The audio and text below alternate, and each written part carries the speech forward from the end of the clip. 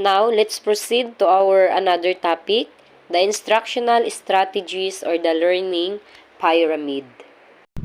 Let's proceed to our lesson proper.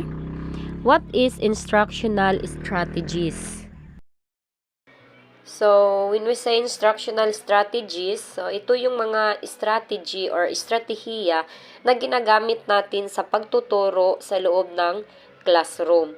So, ngayon, matatalakay natin dito, makikita natin sa ating learning pyramid kung ano ba yung mga strategy na alam ko na ginagamit or na-apply natin sa ating araw-araw na pagtuturo.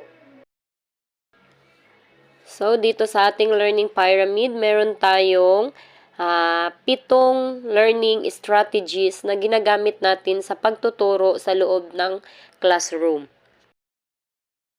First, let us discuss the first instructional strategies, which is the lecture.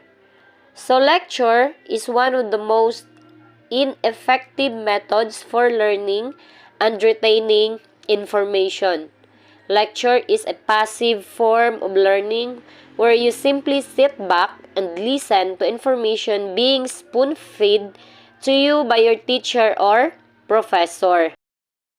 So, sinasabi dito sa lecture, ito daw yung most ineffective methods for learning and retaining information. So, depende naman ito sa learners. Kasi may mga learners tayo na madali silang matututo pag nagli-lecture lamang si teacher. Sila yung tinatawag nating auditory learners. So, it is also effective when your learners arrive to your class prepared. Then, yung nag-participate sa class discussion and nag-take notes kung ano yung gina-lecture ni teacher. So, hindi naman ibig sabihin na pag sinabi nating lecture, hindi na siya effective. So, nakadepende pa rin yun sa mga learners na tinuturuan natin. Kasi sabi nga doon sa ating learning pyramid, 5% learning average retention rate lamang yung ating lecture. Pero, sabi ko na nga, nakadepende yun sa learners.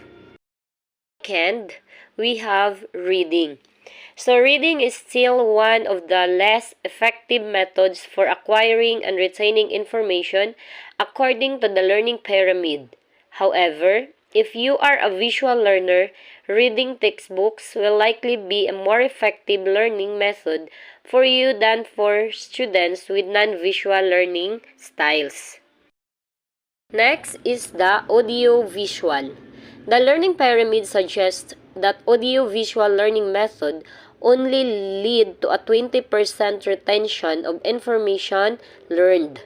The audio-visual learning method may incorporate various audio-visual learning and teaching tools including videos, sound, pictures, and graphs.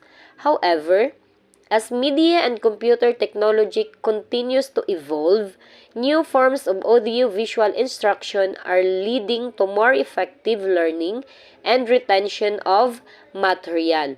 The effectiveness of audio-visual learning and study methods are enhanced when combined with other, more active forms of study.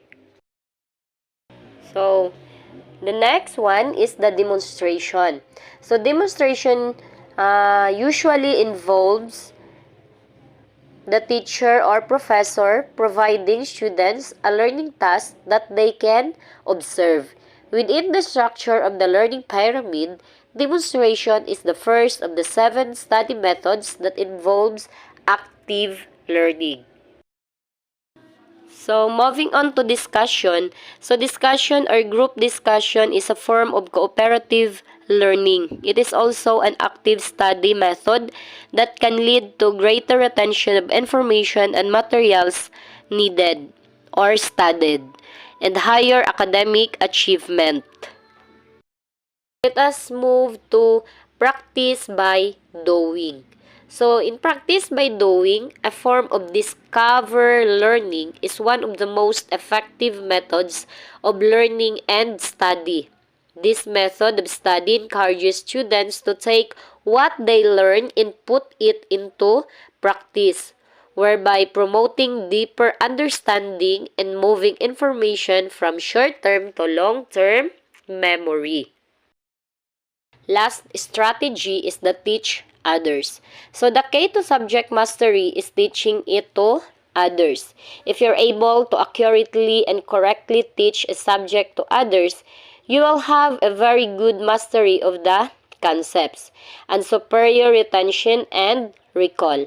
According to the learning pyramid model, students are able to retain about 90% of what they are able to teach to others. So the most common form of teaching others is peer tutoring. So the effectiveness of any learning method as presented in the learning pyramid will also be influenced by your own unique learning style. So some students retain and recall information best through visual learning, while others are oral or auditory learners. So also remember that the key here is to vary your method of learning. Don't assume just because the learning pyramid suggests that lectures are the least effective study method for retaining information that lectures are not important. Lectures are still very important. Each of the learning methods presented in the learning pyramid are important. Even if it's difficult for you to remember everything that is taught during lectures, the notes you take during lecture may be vital to your ability to participate in a discussion of the material later on in your group or teach the material to others. So, vary your study method and focus on the methods and learning styles that yield the best results for you. That's end with my report. Thank you for listening. I am Cheryl May de Argelies, your discussant.